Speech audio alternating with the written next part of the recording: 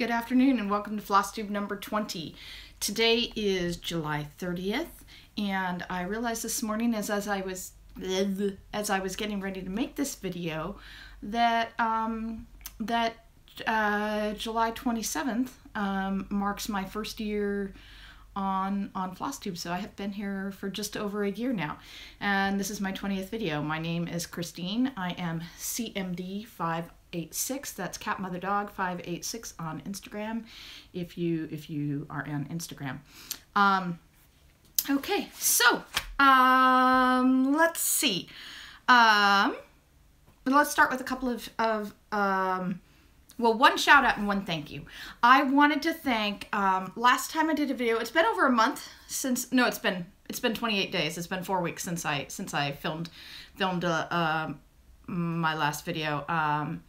My son got home from his, I have to do these videos in the house by myself. I just have to. Otherwise I just worry about, you know, them hearing me and stuff like that. I just have to pretend I'm talking to myself. And my kid is on summer break from school. He's about to go into his senior year of high school. And he came home.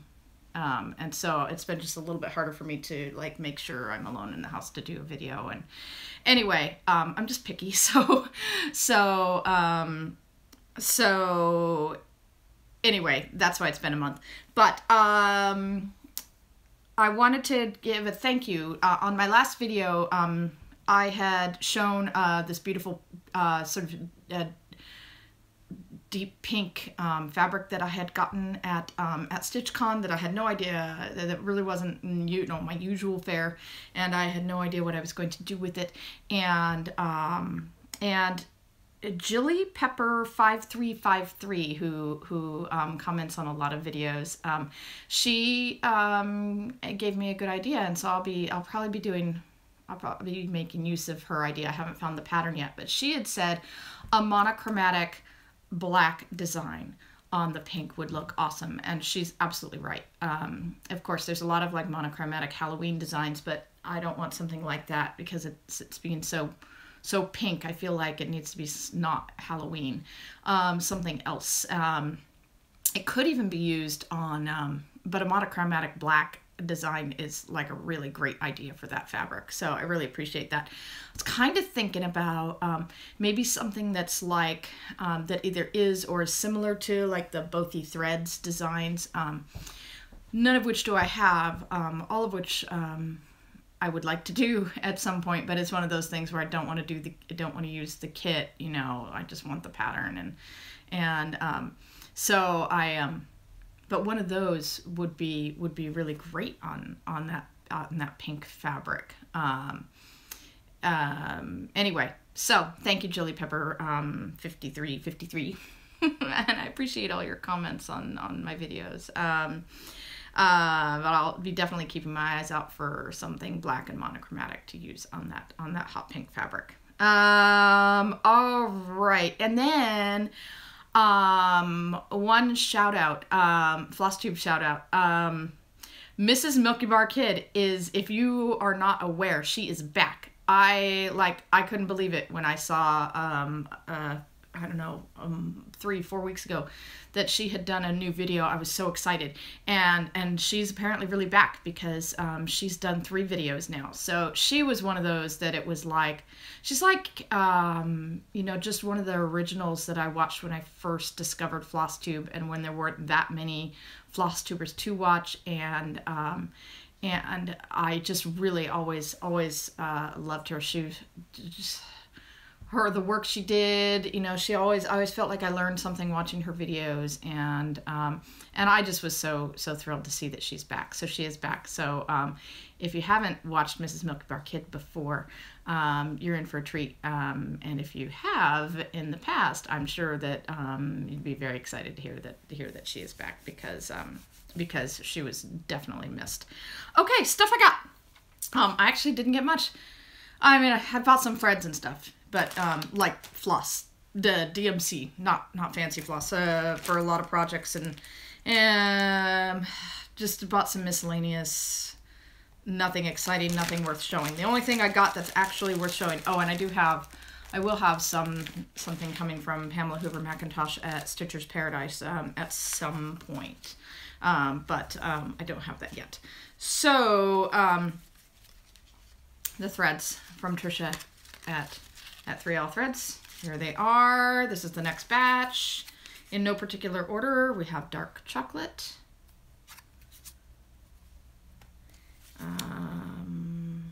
deep forest,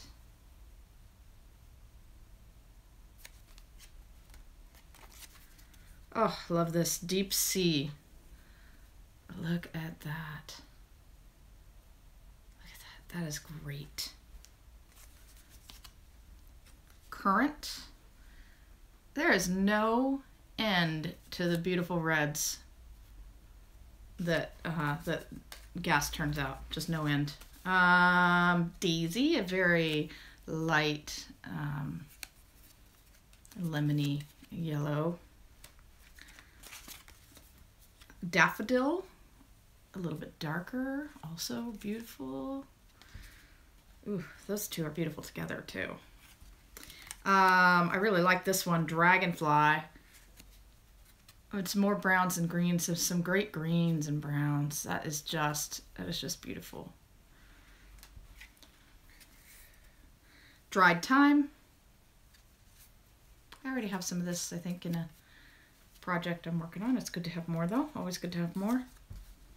Dungarees. I like this one. This is a good, like, denim-y color. And cucumber.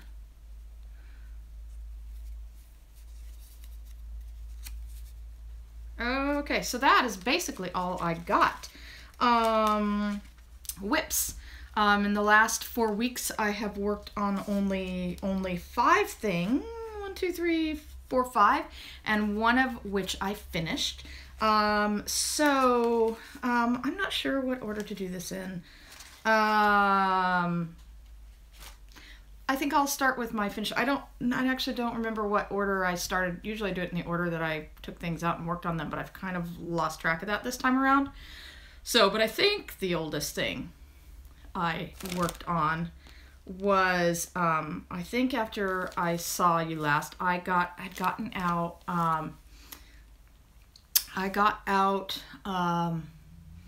Fireworks on the 4th, which is a free pattern we got from StitchCon by Stone Street Stitchworks, I believe is the name of the designer, and I got it out, and I got it out. Yeah, I got it out right before I don't remember how many days I spent on it, but I got it done. I finished it late in the evening on the 4th of July. So, and here it is, and I could not be happier with it. I think it's gorgeous. This is all DMC. Just about 5 colors of DMC, and I just absolutely love this. I did this on 36 count, shoot. It's not a hand dyed. It's a real common neutral people use. It might be dirty. It might be 36 count dirty linen. I did it on 36 count, 2/2. Look how beautiful the coverage is when you do 2/2 on 36 count. I am so in love with this. This is a great design. The colors are amazing. It just is beautiful. And that center motif might make something wonderful. Not the center motif, the fireworks motif, you know, might make all by itself, might make a really beautiful pillow. I just absolutely love it. I'm going to do a Pass the Stash today, but I'm not going to do a Pass the Stash on this pattern.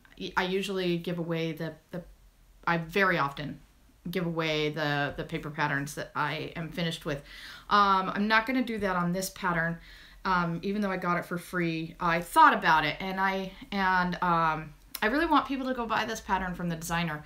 150 of us got this pattern for free, which is really awesome. But I think the benefit to the designer of that is, you know, exposure, all of us getting the pattern for free and then showing it. But then if we all give it away, then you know, that doesn't benefit to the designer. You know, if with so many of us having got it for free, not that I would fault anybody else for deciding to give it away. I just think that if we all give it away, then you know, that's potentially a lot of free patterns floating out there, and then the designer doesn't benefit from it. This is available, I believe, for $6. I think that's the amount, on her Etsy shop, Stone Street Stitchworks, I believe. I'll try to remember to link it below, especially if I've got the name wrong at all, which I don't think I do.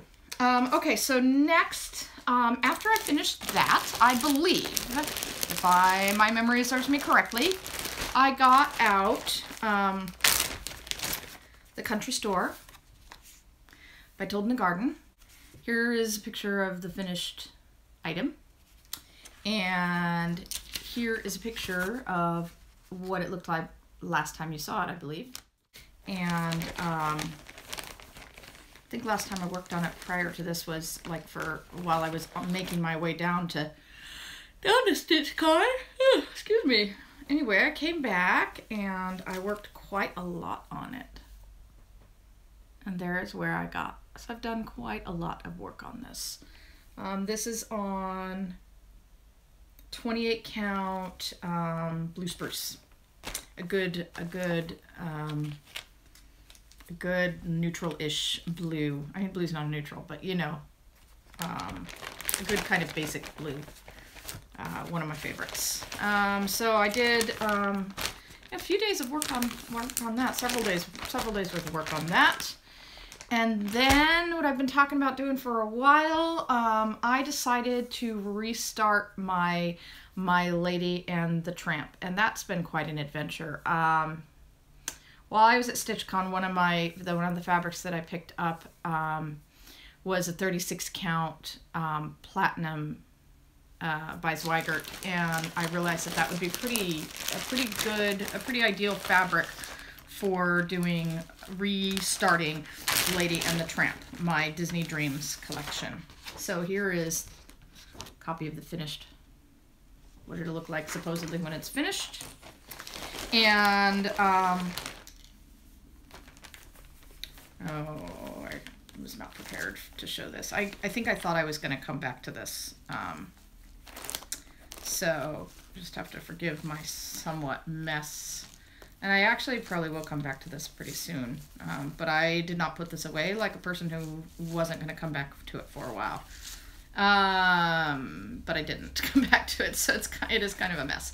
But holding the stuff out of the way, I started down in the lower left-hand corner. I'm using Blitz Stitches method, and it's really turning out nice. Those colors are very different. I'm holding on to, do I have it in here? I don't know if I have it in here. I'm holding on to the original, oh yes, the original project to compare when it's done. However, because I started the original project up in the upper left-hand corner as opposed to the lower left-hand corner, it's really you can't do a straight across comparison yet, but I can tell you that the colors on this are just nowhere near as nice as the colors in the new. Now, what's interesting is as I was going through, so basically I used the I got this idea from MrsOhSewCrafty. I can't thank her enough for inspiring me to do this, because it just wasn't 100% thrilled with the project as it was going before. And I confirmed with her that she had basically used it's the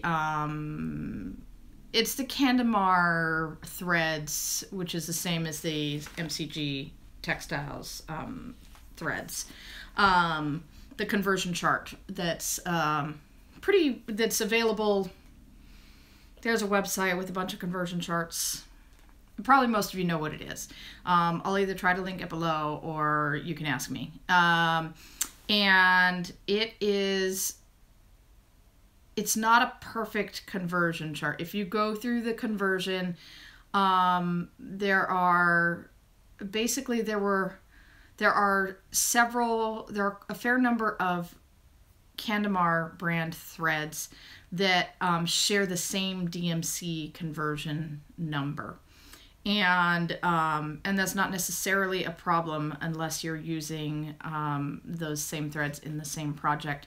And so I did kind of have to play around. There's a gray that has the same DMC number listed for like 3 different Candemar threads, and I had to but I have the Candemar threads, so I just kind of like went through them, and I went and I looked for DMCs, and I can understand why they use the same thread, because I couldn't find anything, for the most part I couldn't find other threads that really matched up very, very closely. So as I'm doing this, I may have to, it's possible that at some point I may have to frog something and rethink it, or I might even have to, just in the case of some of those threads, I'm keeping the kit threads, I may have to, in the case of some of those threads, actually use the kit threads if it just isn't working for me. But I can tell you that as I was going through the thread conversion, like physically, once I bought all the threads and going through and matching them all up, I could see that in like 90% of the cases, the DMC color is very close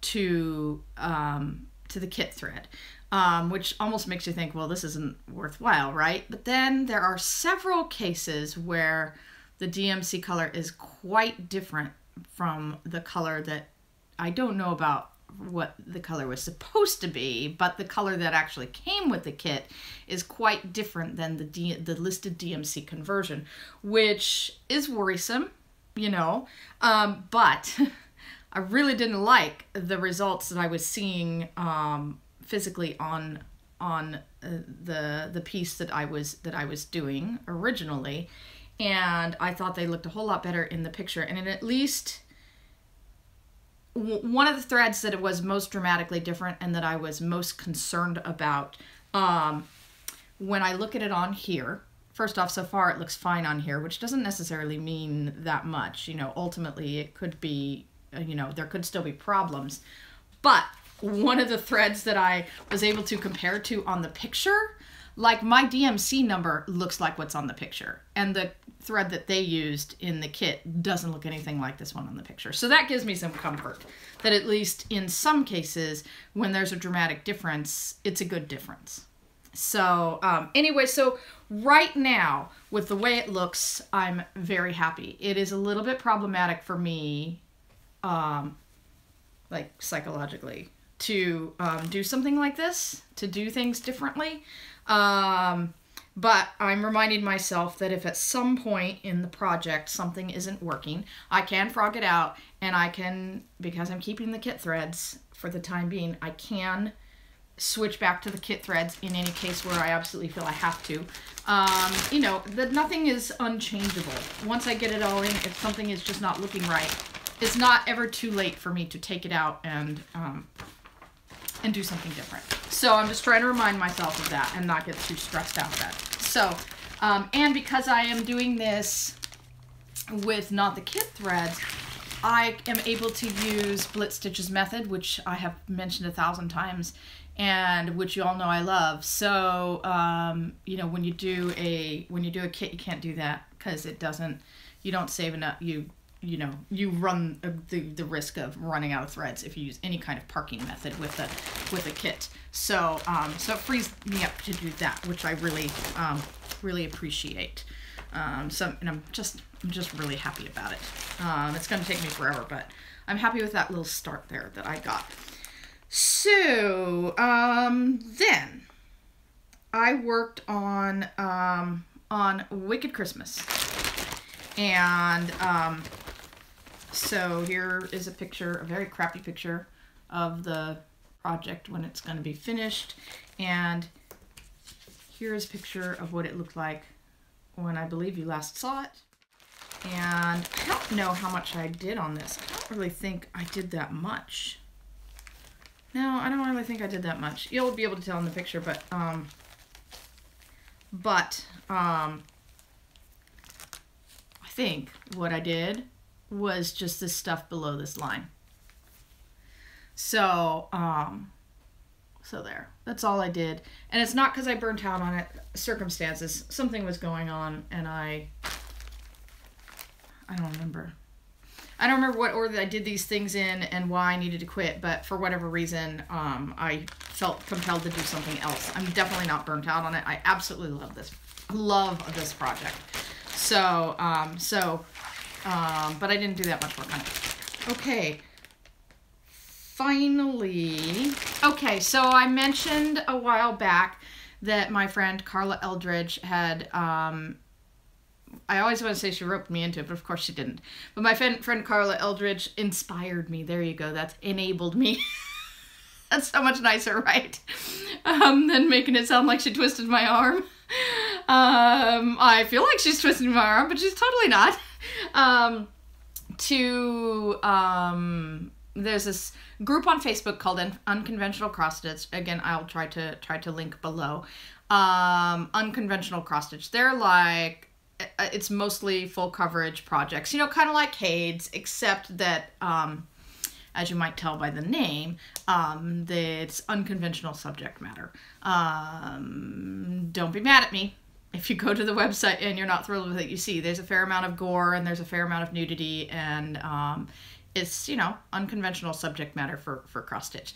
And now most of that stuff isn't really for me. I don't mind looking at it, but you know, I'm pretty tame in the things I like. I don't like I definitely don't like, you know, stitching a lot of nudity, or even almost nudity. And I don't like a lot of gore. Like, I definitely don't mind like spooky stuff and dark stuff and horror movie stuff, but like real gore, you know, that's not for me. But there are quite a few other patterns on this website. A lot of it is, you know, like if you go and you sift through looking for patterns, there is a lot of nudity and a lot of like, you know, stuff that doesn't really appeal to me, but there's quite a few things that do also. There's a lot of steampunk, there's some like sciencey stuff, like, you know, paintings of space and stuff like that. So there are some really great patterns on there. Anyway, I'm a sucker for a marathon, and I'm a sucker for doing anything that Carla suggests. And so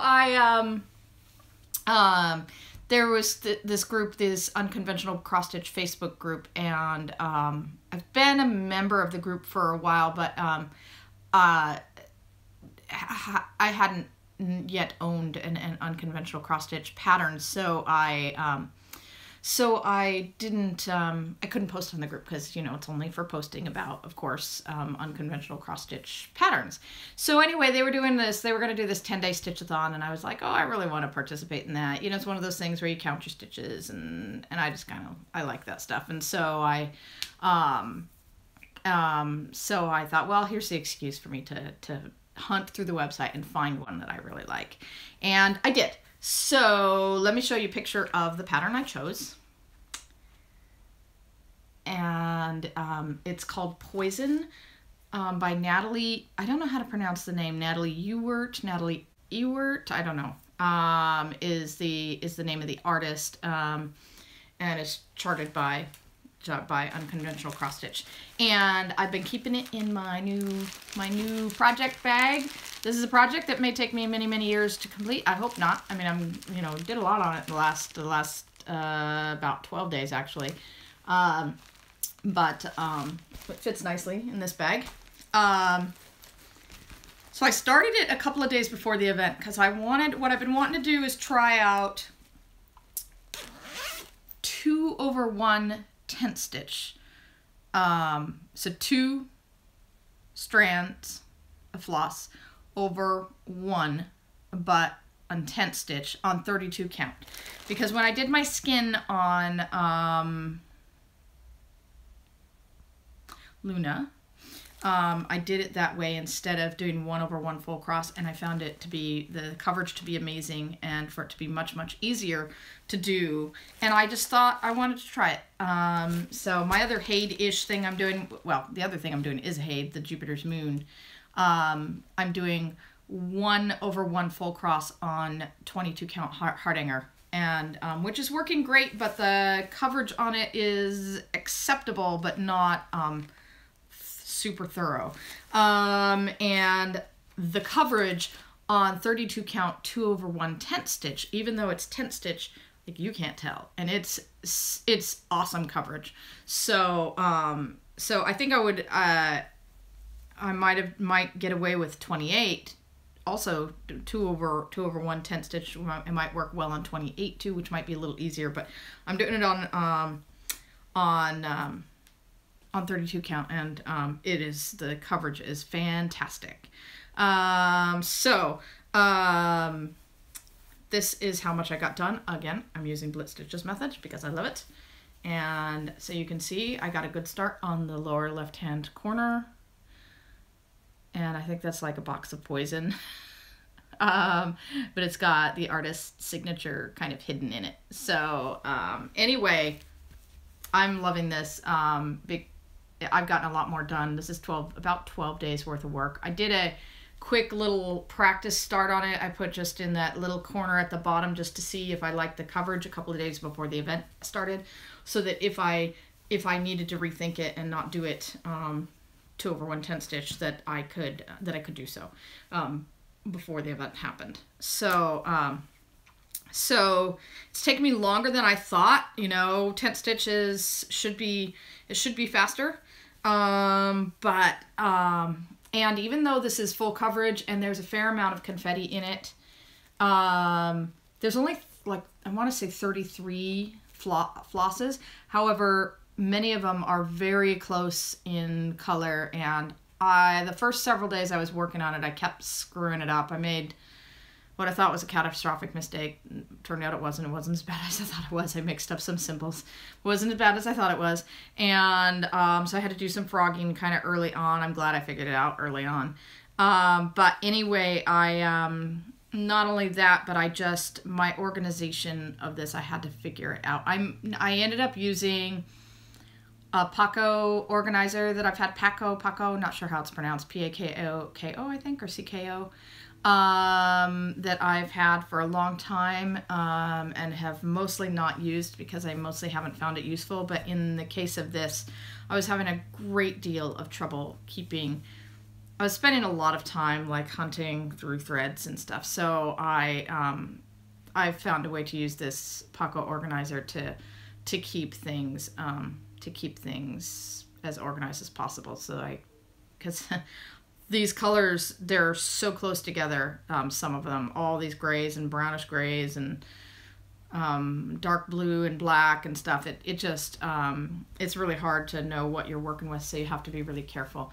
Also working on 2/1 on 32 count. Yes, I am parking, of course, but it took me a while to figure out how dramatically I could park, like how far I could carry the threads, and I realized that I need to park not quite as much as I might be inclined to otherwise, not because of worrying about thread wastage, but to keep the back from being in the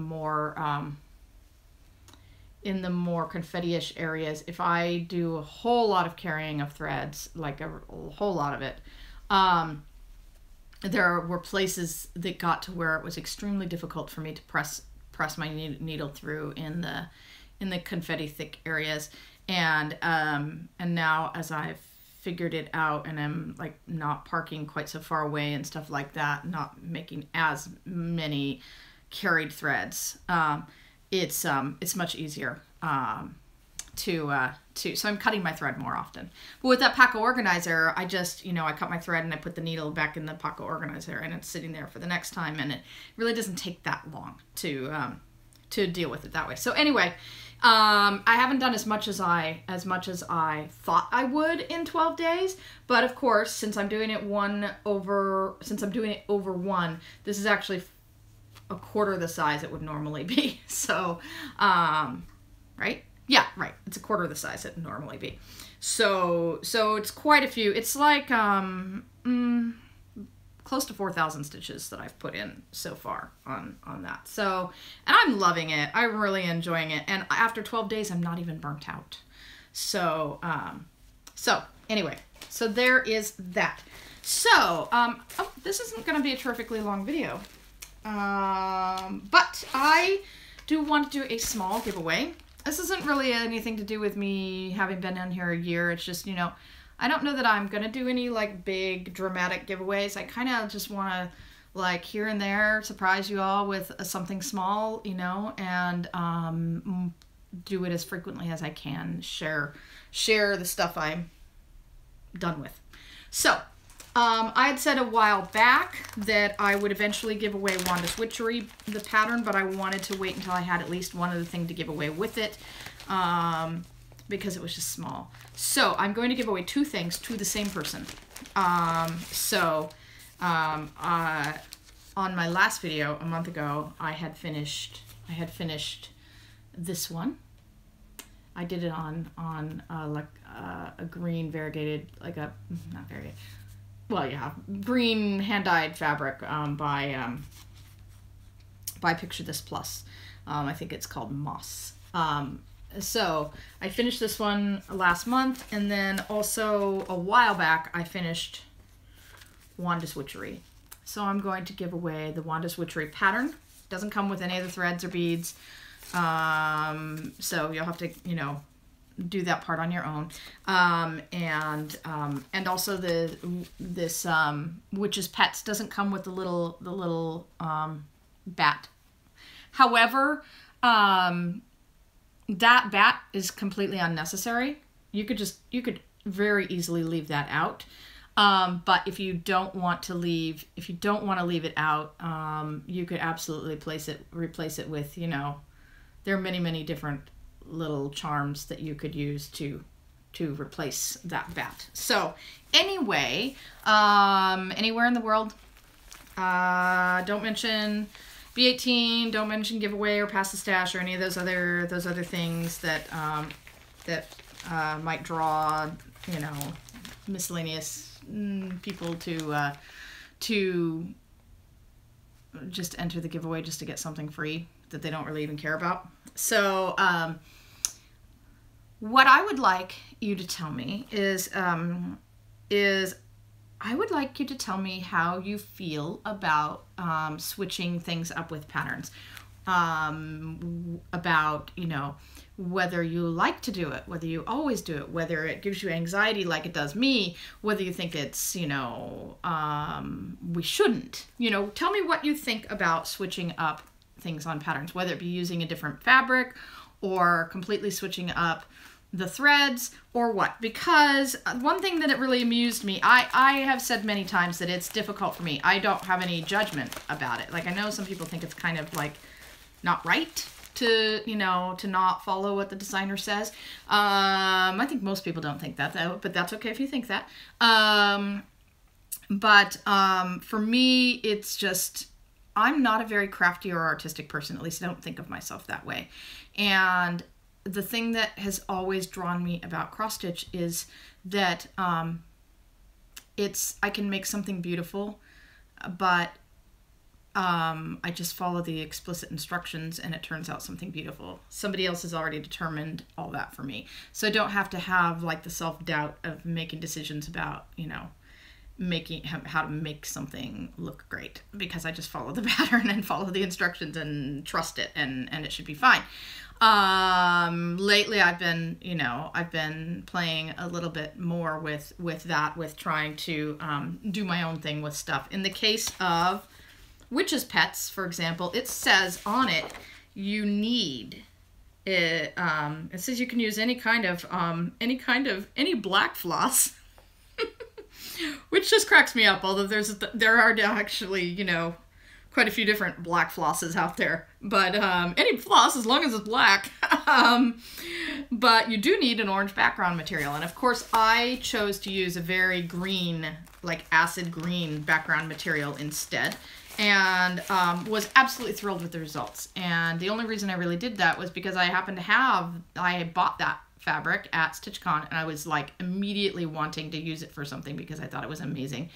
And what I thought of was any kind of a black monochrome Halloween pattern would be fabulous on that fabric. And so when I saw this and I saw that it was on orange, I was like, there's no reason I can't do that on green. I don't care what it says. And so I did. It did give me some doubts, actually, because it says very firmly on there, you need an orange background. And so, but I did it anyway, and I'm very proud of myself for doing it. And then, of course, with the Mill Hill kits, I love working on perforated paper, and I have yet to do anything different than what is called for. I just use the perforated paper, but of course I'm giving this away to you, and you will probably end up doing it on fabric or something. And a lot of people will buy the Mill Hill kits and hate the perforated paper, and so they do it on fabric.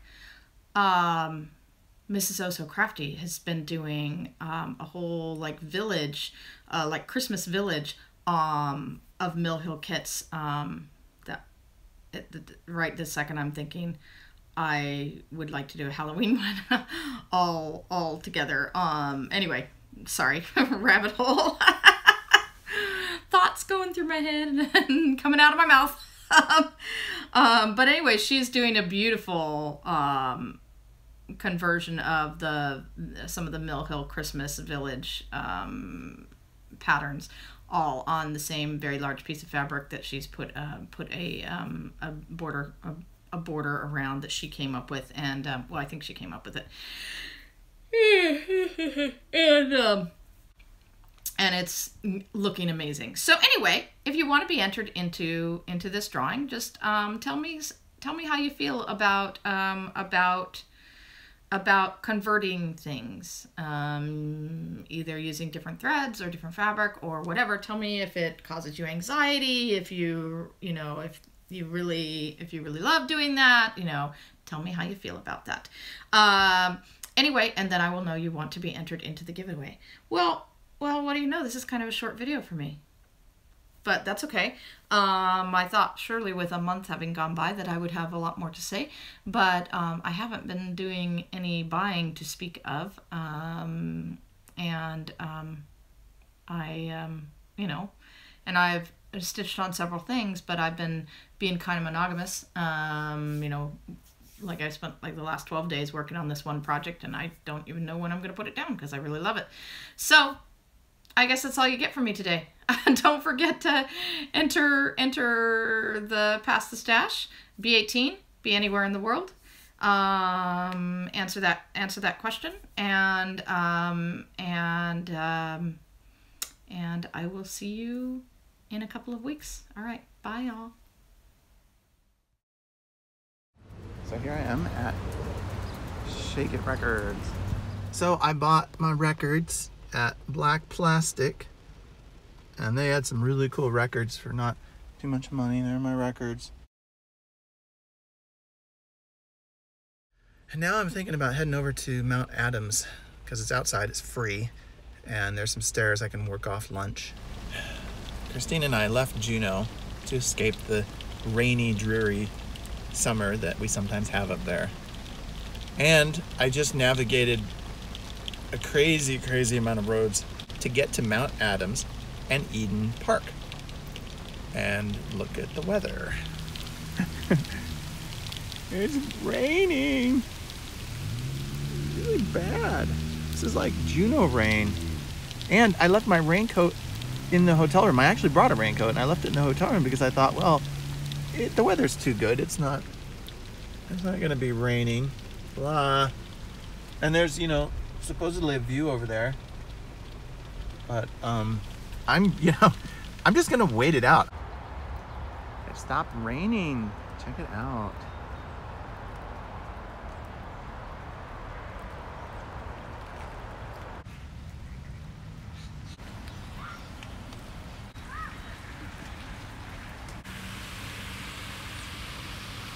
Freaking deer in the park. Check it out. They painted colors on the bottom of the lake fountain. So it's turning out to be less of a shithole than I thought it was. There's lots of green. I'm surprised. Yeah, look at all this green stuff. The gazebo. There are stairs that come up there. And then this nice lookout area here. And then more stairs that go up to the church. So I climbed the Mount Adams steps here. Not all the way up from the bottom, but look at this. Oh, it's pretty up here. The church at the top, tippy top of the hill, which is very cool. I'm gonna take some pictures, and then I think I'm gonna head back. I have a bit of a drive to get back to the hotel, so check out what these people have on their roof. Isn't that cool? Some people just got married. I'm almost to my hiking trail up here in Oxford, Indiana, and I took a turn and I'm in a freaking college campus. It's like look at this. This is a dorm behind me. And there's all these brick buildings. Totally go to a place like this. Probably deadly. Yeah, don't touch those. It's funny, we have bears in Alaska, but I'm afraid of insects and rattlesnakes. All right, check this out. It's a bridge, sort of. Oh, they're cement. Oh, interesting. I like it.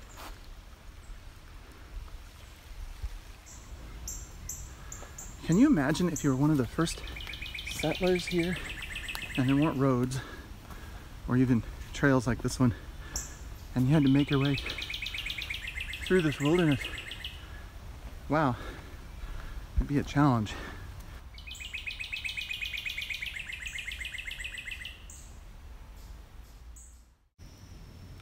Oh, there's two of them. They're having sex. Ah, okay. Sorry, excuse me. Mud on the trail. I know what mud is. Yes. We have lots of mud in Juneau. I like this trail. It's nice. Reminds me of some of the ones at home, except the dirt's a little different and there's more interesting insects. And the temperature feels like you just stepped out of a hot shower in an enclosed bathroom. Check this out. Ah! Check out the small furry animal that scared the crap out of me. Sorry, small furry animal. I think there's beavers in this. Oh, I slipped in the mud. Ugh. Ugh. Packing regrets. Hiking boots. They have a little bit more traction. Not regretting not bringing the dog. Oh, there's a deer over there. But I scared it off because I was playing my freaking video. I see a bridge.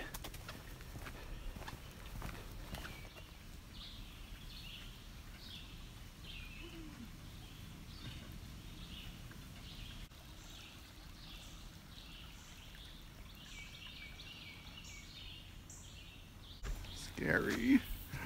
Oh, scary. I've watched too many movies with these things having issues. It's like the board's breaking.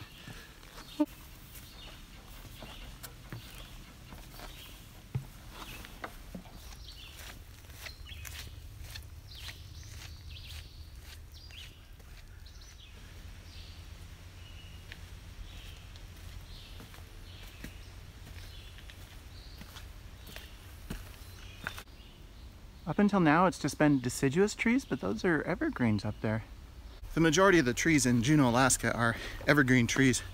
And we have sort of a mixture of alders and some other kind of tree for our deciduous trees, but really not that much.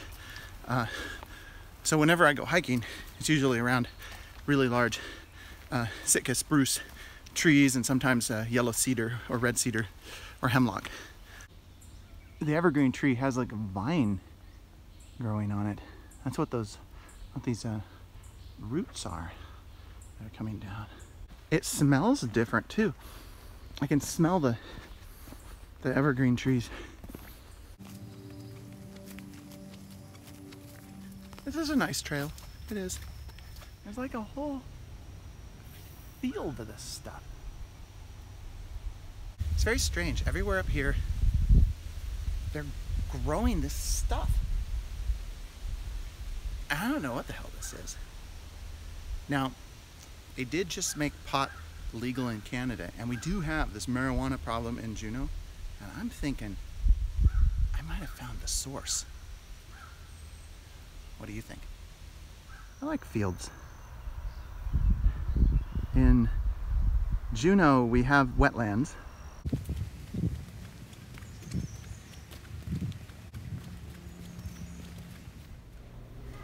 So Christine says there's a lot of people downstairs, so we'll go check it out.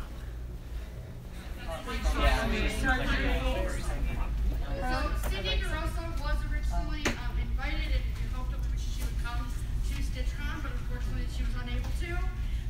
But as you all know, if you watch her channel, she's a beautiful, beautiful thinker and stitcher. So she put a little package together for a lucky winner. It's a finished. So I made it downtown. Parking was pretty stressful, but not actually very difficult.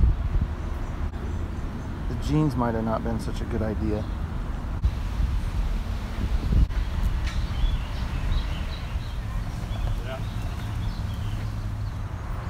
So if you look way up there, you can see the church on Mount Adams where I was. I think we need more people bridges.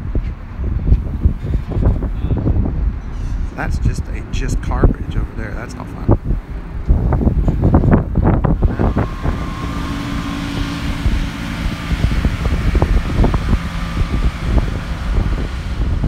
This is kind of cool.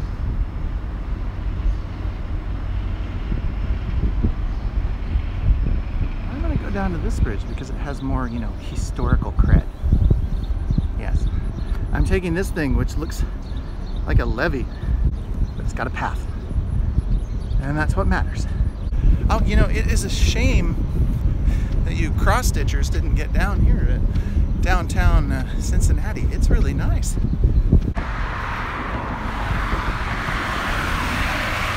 Neat apartments or houses or whatever they are.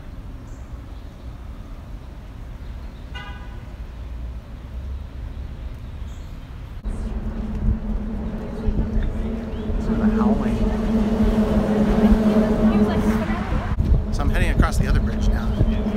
Oh, that howling is neat as the car is going over the bridge.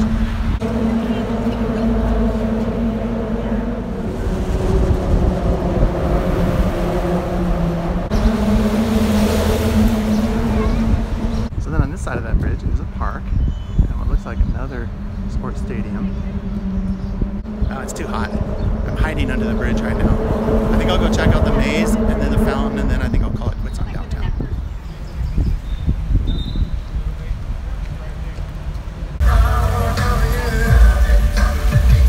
It was a lot cooler in the downtown area. I think the buildings were providing some shade.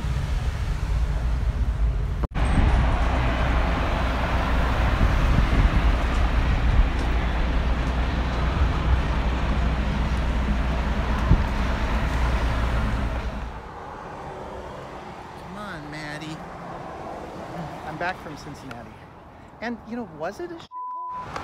I liked it.